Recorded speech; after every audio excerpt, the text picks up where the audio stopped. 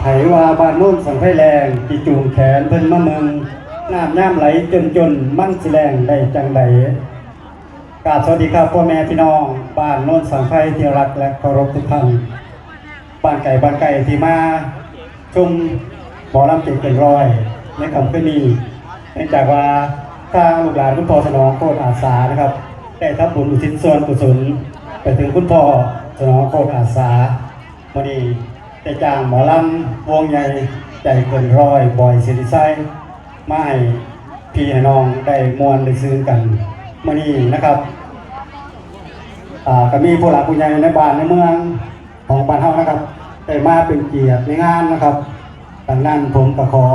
เรียนเชิญผู้หลักผู้ใหญ่ในบ้านในเมืองของเฮาขึ้นเวที